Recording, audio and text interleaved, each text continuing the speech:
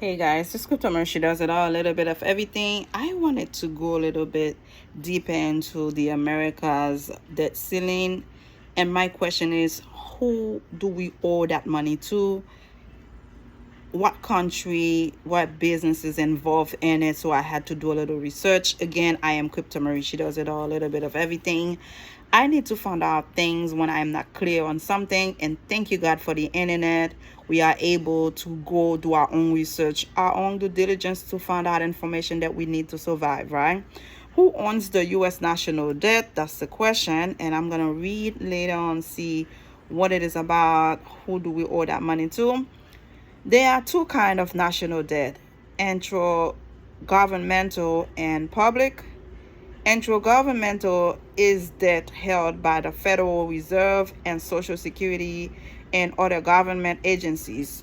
Public debt is held by the public, individuals, investors, institutions, foreign governments. After intra-governmental holdings, the next large category is national debt held by foreign governments. Of those, Japan has the most, followed by China.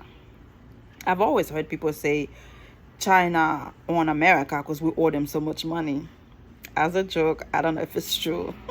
The Federal Reserve also invests in U.S. national debt as it added liquidity to the economy during and after the Great Recession, and more recently during the pandemic.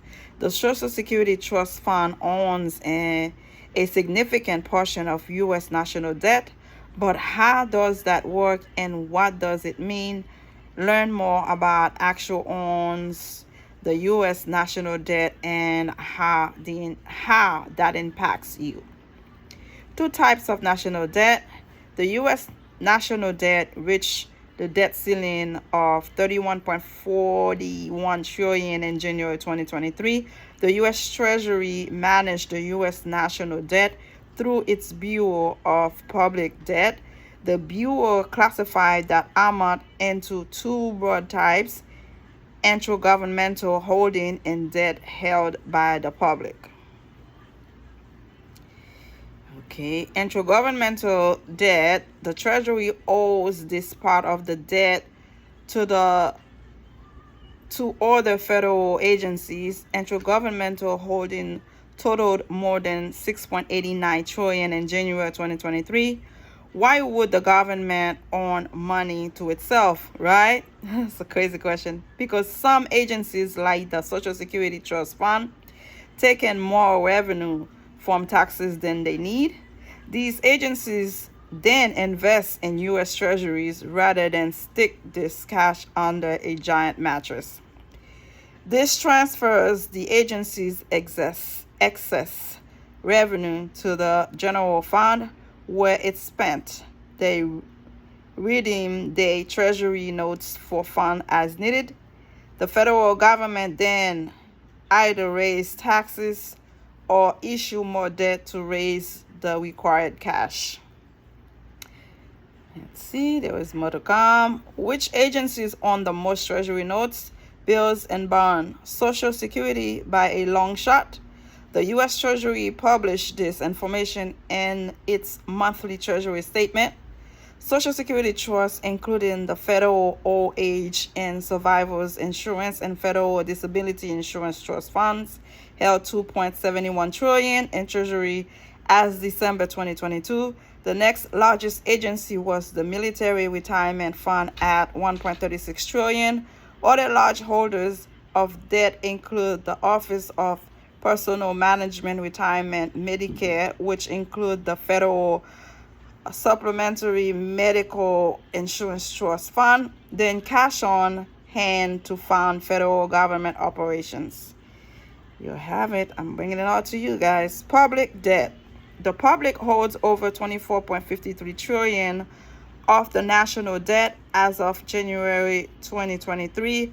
Foreign governments hold a large portion of the public debt, while the rest is owned by U.S. banks and investors, the Federal Reserve, state and local governments, mutual funds, pensions funds, insurance companies, and holders of saving bonds. The Treasury breaks down who who hold how much of the public debt in a quarterly Treasury bulletin. Foreign and international investors held over 7.4 trillion according to its December 2022 bulletin, which included data through June 2022. State and local government held 1.55 trillion and mutual funds had 2.84 trillion. That's a lot, trillion, y'all. Other holders of the public debt include insurance companies, U.S. saving bonds, private pension funds, and other holders, including individuals, government-sponsored enterprise, brokers and dealers, banks, bank personal trusts, and estate, corporate and non-corporate businesses, and other investors. If you were to add the debt held by Social Security and all the retirements and pension funds, almost half of the U.S. Treasury debt is held in trust for retirement. Current and future retirees would be hurt the most if the U.S. ever defaulted on its debt. Why the Federal Reserve owns treasuries? As the national central bank, the Federal Reserve is in charge of the country's credit. It doesn't have a financial reason to own treasury notes. So why does it? The Federal Reserve actually tripled its holding between 2007 and 2014. The Federal had to fight the 2008 financial crisis, so it ramped up open market operation by purchasing bank-owned mortgage-backed securities. The Fed began adding U.S. Treasuries in 2009. It owned 1.6 trillion by 2011, maxing out at 2.5 trillion in 2014. This quantitative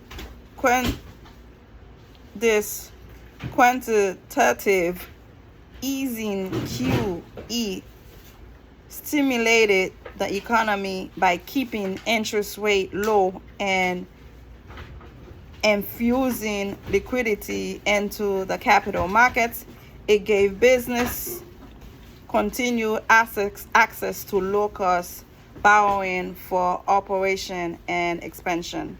The Fed purchased treasury from its member banks using credit that it created of thin air. It had the same effect as printing money by keeping interest rate low.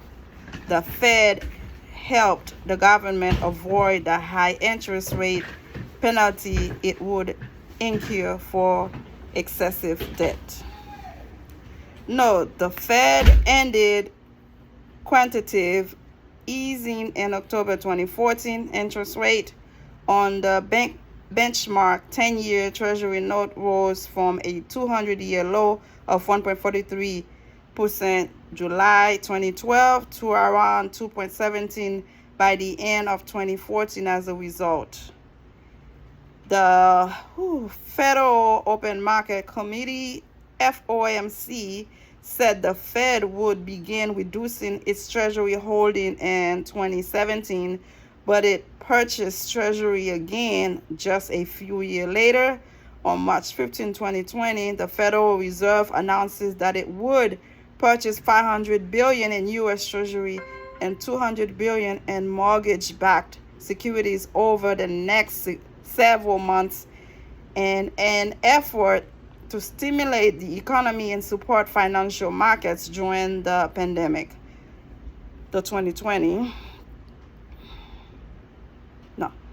During the pandemic, forgive me guys, the FOMC expanded QE purchase to an unlimited amount on March 23, 2020. Its balance sheet peaked at $8.96 trillion in April 2022. In March 2022, the Fed announced it would start reversing these purchases to remove money from the economy and combat inflation. The balance sheet had shrunk to $8.85 trillion by August 2022. Current foreign ownership of U.S. debt. Japan owned $1.08 trillion in U.S. Treasury in November 2022, making it the largest foreign holder of the national debt. The second largest holder is China, which owns 878 billion of US debt. Both Japan and China want to keep the value of the dollar higher than the value of their own currencies. This helps to keep their exports to the US affordable, which helps their economics grow. China replaced the UK as the second largest foreign holder in 2006 when it increased its holding to 699 billion. The UK is the third largest holder with 645.8 billion. Its holding have increased in rank as Brexit continued to weaken its economy. Luxembourg is next, holding 332.9 billion. Jesus Christ, this is a lot of money. A lot of money. The bottom line, the U.S. national debt is the sum of public debt that is held by other countries, the Federal Reserve, mutual funds, and other entities and individuals, as well as intergovernmental holding held by Social Security, military retirement fund, Medicare, and other retirement funds.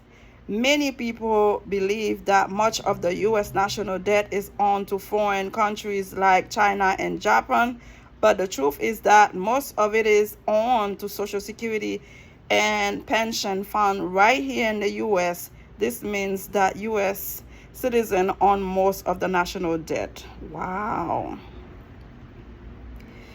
Frequent question asked, is the national debt a problem? Economists and lawmakers frequently debate how much national debt is appropriate. Most agree that some level of debt is necessary to stimulate economic growth and that there is a point at which the debt can become a problem, but they disagree about where the point is. If the debt does get too big, it can result in cuts to government programs, tax hikes, and economic turmoil. How are the deficit and the national debt related?